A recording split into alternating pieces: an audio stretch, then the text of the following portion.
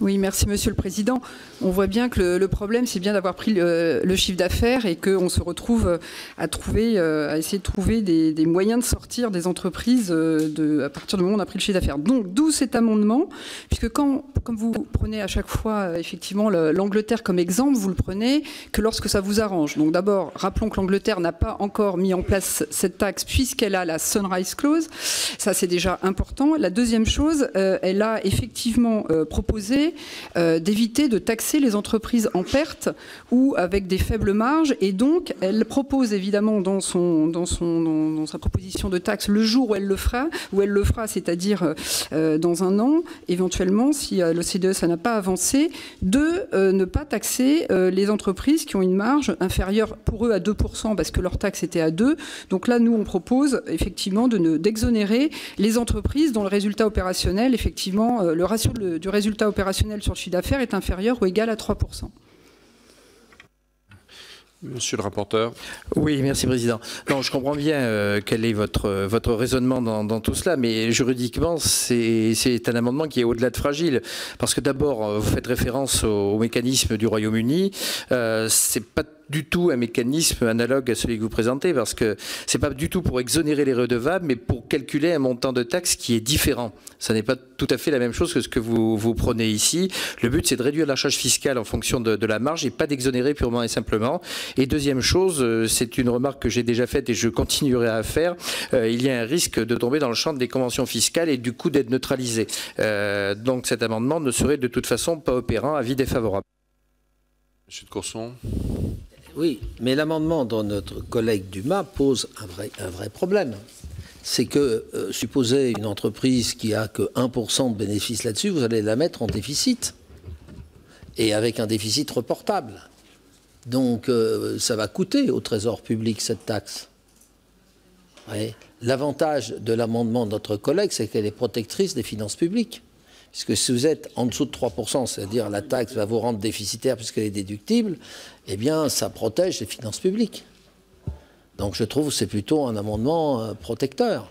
Sinon, qu'est-ce qu'on va dire aux entreprises qu'on met en déficit ou qui sont déjà en déficit, donc on accentue le déficit? C'est ça la question. Pas assez de profit sur la France. Comment? C'est qu'elle ne rapatrie pas assez de profit sur la France. Oui, et avec des reports déficitaires. Ben oui. C'est ça qu'on va leur dire. C'est ça le sujet. Ben oui, donc on va plomber les finances publiques. Non. Non. C'est l'inverse. C'est l'inverse. Ben non, puisqu'elle est déductible, donc le déficit, il est reportable. Monsieur Aubert. Oui, Monsieur le Président. Les arguments qui ont été apportés par le rapporteur, il y en avait deux. Il y a un argument qui est juridique par rapport aux conventions, mais je suppose quand même que le Royaume-Uni doit être lié par les mêmes conventions fiscales. Enfin, j'ose espérer que, de ce point de vue-là, on raisonne à ISO droit, surtout qu'ils ne sont pas encore partis non plus de l'Union européenne, donc je suppose qu'ils doivent avoir les mêmes impératifs juridiques. Donc cet argument-là ne me semble pas prospérer. Le deuxième est effectivement une précision par rapport à la nature de ce que font les Britanniques, mais que cela ne nous empêche pas néanmoins de réfléchir, quitte à ne pas reprendre cet amendement, mais de se demander si on ne devrait pas avoir un mécanisme effectivement visant à alléger la portée de l'impôt dans l'hypothèse où, pas à supprimer totalement l'impôt, mais à l'alléger dans la mesure où on aurait une entreprise faiblement rentable. Alors effectivement, notamment pour des start-up, voilà, il ne faudrait pas que... c'est vrai, mais on peut avoir des... Il y a des start-up... Bon, voilà. C'est la très grosse start-up, d'accord, mais... Je veux dire, on peut toujours partir du principe que nos voisins mettent en place des systèmes en n'ayant pas réfléchi. Mais on peut aussi penser que même si votre texte de loi est parfait et qu'il ne souffre d'aucune modification, on peut s'inspirer des exemples étrangers et penser que si les Britanniques l'ont mis en place, c'est qu'ils avaient aussi de leur côté réfléchi avant de le balayer en disant ça ne s'applique pas dans le dispositif actuel. Madame Dubin. Oui, si on souhaite vraiment atténuer les effets négatifs collatéraux de ce système qui, comme on le sait, certains ont dit la pire des solutions, ne reprenons pas ça, mais qui n'est pas la bonne solution, surtout si on le fait sur le plan national. Je trouve dommage qu'effectivement, on n'essaye pas de ne pas taxer des entreprises en déficit ou en faible marge, qu'effectivement on fasse état d'un problème juridique, alors qu'il y en a plein d'autres sur lequel, évidemment, votre dispositif lui-même, on pourrait dire la même chose et que ça, vous ne le retenez pas, qu'effectivement, je pense que les Anglais ont fait attention, et surtout, si vous estimez que les Anglais font n'importe quoi, arrêtez d'utiliser l'exemple anglais à chaque fois pour dire qu'ils font la même chose que nous, puisqu'ils ne font pas du tout la même chose que nous, et ils essayent d'atténuer effectivement les effets négatifs. Ils ne la mettent pas en place tout de suite parce qu'ils attendent évidemment des avancées au niveau de l'OCDE. Et donc, comme mes collègues l'ont demandé, si effectivement cet amendement ne vous convient pas, mais je pense qu'on devrait trouver un dispositif qui permette de résoudre ce problème qui est un vrai problème. Monsieur le ministre. Madame Cariou, pardon. Madame Cariou, vous vouliez dire un mot? Non, je voulais juste signaler, là on est sur des chiffres d'affaires groupe à 750 millions d'euros, on n'est pas non plus sur des start-up. Et puis justement, le problème qu'on a aussi, c'est que beaucoup de ces entreprises ne localisent pas leurs bénéfices imposables en France. Elles ont délocalisé leurs marges. Or, c'est bien comme ça que Amazon a pris des parts de marché sur tous les pays d'Europe en vendant à perte en Europe. Donc on va pas, enfin je veux dire, on ne peut pas prendre en compte ce critère-là justement au moment où on est en train d'essayer de rééquilibrer la taxation du numérique. Monsieur le ministre. Monsieur Mattei, pardon, excusez-moi, monsieur le ministre. Moi, j'ai du mal à comprendre cet argument, hein, je ne vous le cache pas. Je ne le comprends pas, je vous le dis très sincèrement. On parle d'entreprises qui ont 750 millions d'euros de chiffre d'affaires mondial. 50 millions d'euros au niveau national, pour une taxe qui est de 3% sur le chiffre d'affaires. Le modèle britannique, vous ne me verrez jamais prendre en exemple quoi que ce soit de la Grande-Bretagne pour l'Europe. Donc je le laisse de côté parce que je ne pense pas que ce soit pertinent. Mais très franchement, il y a peut-être d'autres entreprises à protéger que celles que vous voulez protéger par cet amendement. Bien, monsieur de Courson. La question, monsieur le ministre, elle est très simple. Vous nous avez dit qu'il y avait 30 redevables, d'après vos calculs. Est-ce que dans les 30 redevables, il y a des entreprises déficitaires ou au petit équilibre, comme on l'appelle? Est-ce qu'il y en a? Bon, il paraît qu'il y en a un ou deux. Écoutez, moi, je ne suis pas habilité à vous donner la liste des entreprises qui sont ou qui seraient assujetties en raison du secret fiscal que vous connaissez parfaitement. Mais croyez-moi, ce ne sont pas des entreprises qui vous feront pleurer. Je pense, monsieur le ministre, que vos propos quand même sont assez graves. La première chose, c'est que j'aimerais bien que vous continuiez pas à dire qu'on chercherait à protéger des entreprises qu'on ne devrait pas prendre. Non, non, mais vous avez raison de dire le sentiment. Mais entre nous, quand vous dites que ça gêne des entreprises importantes, des géants du numérique, comme vous le savez, lorsqu'il a été question de la directive européenne sur le droit d'auteur, on a vu comment ils sont mobilisés. Moi, j'en ai pas vu un qui m'a appelé sur cette taxe. Donc, il n'y a aucun lobby des fameuses grandes entreprises dont vous parlez, il n'y en a aucun. Par contre, les entreprises françaises et européennes qui, elles, par contre, payent leurs impôts en France de manière mais hyper conséquente. Il y en a qui payent 100 millions, il y en a qui payent 40 millions. Elles, effectivement, c'est elles que vous affectez. Parce que vous vous dites, tout ça, c'est beaucoup d'argent. Mais sur des entreprises du numérique, c'est rien. Les capitalisations, elles sont en milliards. Donc vous êtes en train de dire, tout ça n'est pas grand-chose. Et je trouve que c'est vraiment grave pour nos entreprises. Je vous ai entendu hier dire aussi, mais finalement, c'est pas très grave si on fait 3 taxes de suite sur des entreprises. Donc en gros, finalement, les entreprises qui créent des emplois, on les taxe, même quand elles sont éventuellement en déficit, ou elles sont très fargemables, ou elles sont en période d'investissement, parce que sur la nouvelle technologie, les investissements sont énormes à faire pour pouvoir gagner des positions. Donc je pense que vous ne pouvez pas laisser entendre que, soi-disant, on serait en train de protéger des entreprises. Voilà. Monsieur Coquerel. Monsieur Mattei. Oui, moi je ne vois pas comment on peut faire tourner cet amendement. J'avoue franchement, je ne vois pas comment on peut appliquer techniquement le résultat opérationnel sur le chiffre d'affaires de 3%. D'abord, si c'est 3%, à ce moment-là, on va être quasiment un résultat équilibré.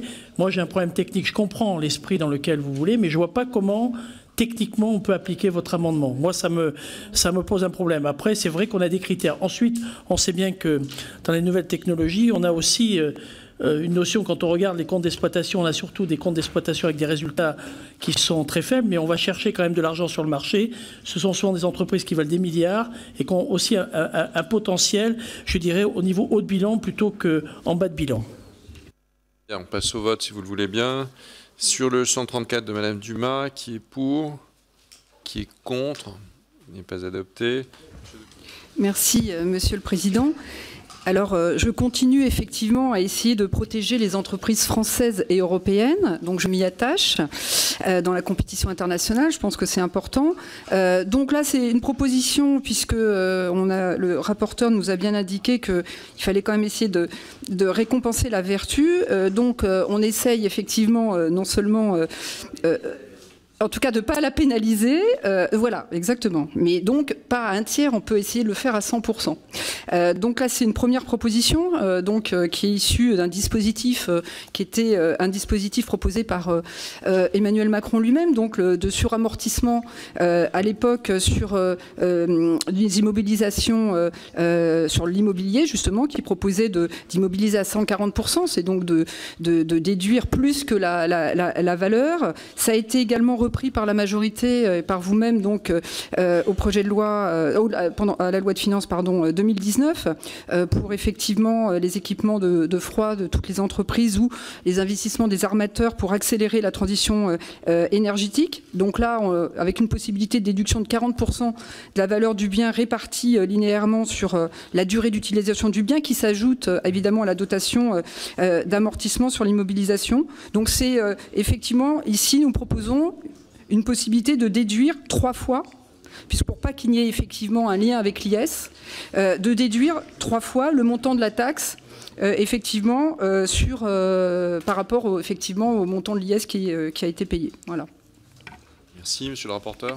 Oui, merci, Président. Moi j'ai déjà... Enfin, il y a quelque chose qui me choque dans votre raisonnement, c'est que vous comparez le suramortissement et votre proposition. Je vous signale quand même que le suramortissement, ça porte sur des dépenses d'investissement.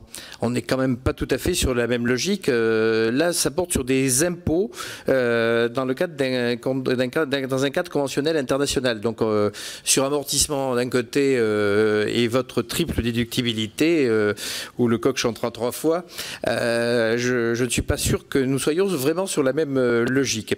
En plus, bon, mais c'est ce que je vais dire est valable depuis le début d'ailleurs. On a un certain nombre de taxes sur le chiffre d'affaires dans ce pays, parce qu'on a l'impression que c'est la première fois qu'en France, on a une taxe sur le chiffre d'affaires.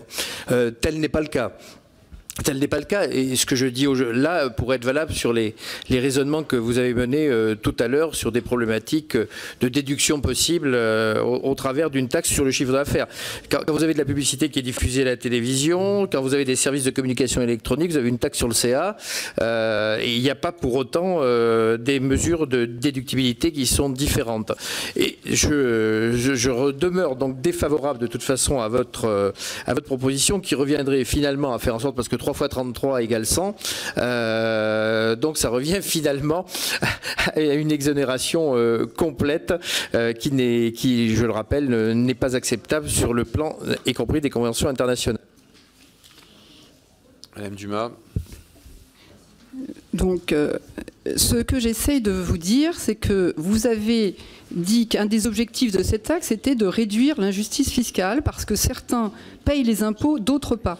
Donc là, ce qu'on essaye, et après, si vous avez d'autres idées, tant mieux, ce qu'on essaye de faire, c'est qu'il y a des Français et des Européens qui payent leurs impôts et d'autres qui ne les payent pas. Et il y a bien effectivement une double peine. Vous avez dit vous-même, vous utilisez pour justifier la déductibilité le fait qu'il y a bien une double peine et qu'on n'a pas récompensé, on n'a pas, je veux dire, pénalisé la vertu. Donc je dis, il faut aller jusqu'au bout. Et donc de trouver un système qui permettrait effectivement de ne pas pénaliser ceux qui sont vertueux. C'est ça l'objectif. Et donc si vous avez un autre système que celui que je propose, tant mieux. Mais c'est quand même l'objectif de ne pas pénaliser ceux qui payent déjà les impôts. Et la deuxième chose sur ce que vous avez évoqué sur les taxes sur les chiffres d'affaires que je connais très bien, puisqu'évidemment en tant que productrice et ayant défendu la régulation, que ce soit la directive SMA ou les obligations des chaînes de télévision, il ne vous a pas échappé que en fait c'était une forme d'épargne forcée pour investir au même endroit. C'est-à-dire elles sont obligées, les chaînes de télévision, d'investir dans la production française pour quelque chose qu'elles vont diffuser. Elles ne sont pas obligées d'investir sur quelque chose qui va aller ailleurs. Donc ça n'est absolument pas comparable. Le rapporteur voulait ajouter quelque chose? Les entreprises concernées payaient de l'IS, ce qui n'est pas le cas de pas mal d'autres. C'est pas le même sujet. Sur le 138, qui est pour, qui est contre, il n'est pas adopté. Alors, deux amendements en discussion commune de Mme Dumas, le 140 et le 139. C'est toujours d'essayer de trouver un système pour effectivement ne pas pénaliser les entreprises qui sont vertueuses, qui payent bien leurs impôts. Et donc là, c'est la proposition, puisqu'effectivement, on ne peut pas imputer l'IS sur la taxe pour les raisons que vous avez évoquées. C'est une proposition qui propose d'imputer plutôt la taxe sur l'IS, donc d'une certaine manière, qui permet de déduire le montant de l'IS de la taxe payée par ceux qui ont déjà été vertueux. Et puisqu'il s'agit, là, ça serait vraiment incitatif, puisque ça inciterait les grandes entreprises étrangères, si elles voulaient le déduire, de effectivement payer des impôts en France. Donc ça, je trouve que c'est plutôt un dispositif qui pourrait être intéressant. Monsieur le rapporteur. Merci, Président. Vous avez défendu les deux, madame? Vous avez défendu les deux, hein, on est bien d'accord. Sur la CVAE, c'était pour dire qu'effectivement, puisqu'on taxe la valeur, la taxons pas deux fois, puisqu'en plus, quand on la taxe la CVAE, c'est déjà la taxation de la valeur. Donc c'est vrai, j'ai compris que c'était pas très grave de taxer 3 ou 4 fois, mais je pense que si on veut aider nos entreprises françaises et européennes... Vous l'avez dit à plusieurs reprises. Je le redis, parce que comme on nous dit qu'on protège des intérêts, on protège les intérêts français et européens. Tout le monde protège l'intérêt national. Oui, merci Président. Outre mon amour immodéré et bien connu pour les crédits d'impôt, qui est notamment connu par Frédéric Dumas, notre collègue, je vous ai déjà dit pour l'ensemble des amendements qu'on avait des conventions fiscales qui faisaient obstacle à un certain nombre de choses. Et elles font obstacle à quoi? À l'imputation sur l'IS et non sur l'assiette de l'IS. Elles font obstacle à la triple déduction de tout à l'heure. Elles font obstacle à cette proposition qui est rigoureusement pareille puisqu'il s'agit de ristourner tout ça par crédit d'impôt. Donc dans les trois cas, je pense que vous êtes systématiquement contraire aux conventions fiscales et tout cela annule les possibilités qui sont offertes par vos amendements. Défavorable. Très bien. Madame Dumas. Écoutez, si c'est le cas, en tout cas, ça veut bien dire que le dispositif proposé ne fonctionne pas, puisqu'il vient effectivement, c'est une double peine pour les entreprises françaises et européennes. Voilà, donc c'est la preuve à l'envers que le système n'est pas le bon, que le chemin n'est pas le bon. Alors, sur le 140, qui est favorable, qui est défavorable, il n'est pas adopté. Sur le 139, même vote. Oui, merci Monsieur le Président. Donc, si j'ai bien compris, l'objectif de départ a été abandonné entre-temps, puisqu'au départ, c'était effectivement de répondre à l'injustice fiscale, et on nous explique aujourd'hui que c'est plus le problème. Donc, l'amendement que nous proposons n'est pas du tout, n'a rien à voir avec la fraude fiscale, mais effectivement permet de lutter contre les stratégies agressives d'optimisation fiscale. C'est à la base quand même de cette taxe que vous nous proposez, puisque vous nous dites, comme on n'arrive pas à le faire au niveau européen, la seule chose qu'on peut appréhender, c'est le chiffre d'affaires. Ça se passe très bien parce qu'il n'y a pas de problème avec les dispositions fiscales, faisons-le. Vous oubliez d'ailleurs qu'il y a d'autres fragilités juridiques qui ne sont pas que les dispositions fiscales, qui sont le caractère discriminatoire, qui sont le périmètre, cette proportion du chiffre d'affaires, etc. Il va y avoir plein d'incertitudes juridiques qui ne sont pas uniquement les dispositions fiscales. Donc là, ce qu'on propose, c'est de faire, puisque vous prenez toujours les exemples étrangers, ce qu'ont fait les Anglais, qu'ils ont fait vraiment, pas qu'ils se proposent de faire, qu'ils ont fait vraiment. Ils ont fait effectivement une taxe sur les profits détournés qui leur a rapporté 380 millions de livres. Bon, je trouve que c'est pas négligeable, surtout que c'est certains, ils l'ont fait. Alors je sais... Plus ou moins, j'ai cru comprendre qu'on allait nous dire le droit britannique, c'est pas le droit français. Bon, c'est intéressant parce que dans ces cas-là, adaptons nos droits. Et puis, je crois qu'on va nous dire qu'on a d'autres dispositifs déjà qui fonctionnent, comme le 229B qui a été évoqué ce matin. Mais nous avons quand même, oui, nous avons Pascal Saint-Amand qui nous a expliqué qu'il n'était pas, effectivement, qui ne permettait pas d'aller aussi loin que la taxe pour les profits détournés. Donc moi, je trouve que Oui, et en tout cas, ce que je veux dire, c'est que si l'objectif, c'est de répondre à l'injustice fiscale, de ne pas pénaliser nos entreprises françaises et européennes, et d'aller chercher de l'argent, puisque je crois que c'est ça que vous voulez absolument, taxons les profits détournés, puisque comme vous nous dites qu'on protège un certain nombre d'intérêts, je trouve qu'on protège un certain nombre d'intérêts quand on ne va pas chercher les profits détournés par les grandes entreprises étrangères. Merci, monsieur le rapporteur. Oui, merci Président. J'ai déjà répondu finalement, parce que hier nous avions un amendement qui était un amendement reprenant les dispositifs de la DPT, et cet amendement propose maintenant un melting pot avec la DPT et à la fois l'établissement stable du modèle OCDE. Donc sur le modèle OCDE, je vous renvoie à la problématique des conventions internationales telles que je les ai déjà exprimées. Sur le problème du modèle de la DPT, je vous ai dit effectivement hier que la différence entre la France et la Grande-Bretagne, c'est que la Grande-Bretagne n'avait pas l'arsenal juridique qu'avait la France et se retrouvait, j'ai même employé l'expression à poil, face à un certain nombre de dispositions. Vous citez à juste titre l'article 57, parce que le droit français il existe. L'article 57, il permet de lutter contre des manipulations de flux de transfert, et il a rapporté beaucoup plus que ce qu'a rapporté la DPT. Il a rapporté 3 milliards d'euros en base. Donc c'est quand même assez important. Au-delà, on a le 238A qui permet d'imposer les revenus passifs transférés anormalement vers un pays régime privilégié. Je vous rappelle, comme je vous l'ai dit d'ailleurs hier, qu'un amendement de Bénédicte Peyrol à l'occasion de la loi sur la fraude avait consacré le renforcement de cette disposition.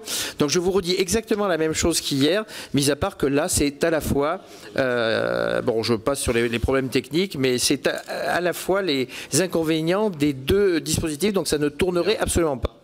Enfin, brièvement, alors, Madame Dumas. Oui, brièvement, mais enfin, c'est quand même important. Donc, oui, moi, j'ai aucun problème qu'on abandonne la présence numérique, qu'on garde que les profits détournés. Entre-temps, entre hier et ce matin, on a eu effectivement Pascal Saint-Amand, puisque vous vous y référez, qui nous a dit qu'effectivement, cette taxe n'était pas la même du tout que celle qui était en France. Donc, nous pouvons le faire pour aller récupérer encore plus d'argent. Et effectivement, il nous a aussi confirmé que ça serait peut-être un peu déclarer la guerre aux États-Unis. Alors, comme j'ai cru comprendre qu'on était prêt à le faire, je trouve ça dommage que lorsqu'on ait un outil qui éventuellement nous permettrait de récupérer quand même pas mal d'argent de manière sûre et dont pas de manière aléatoire comme le dispositif que vous proposez, qui en plus pénalise aux entreprises françaises, je me demande qui protège qui, moi aussi. Bien, sur le 136, qui est pour, qui est contre, n'est pas adopté.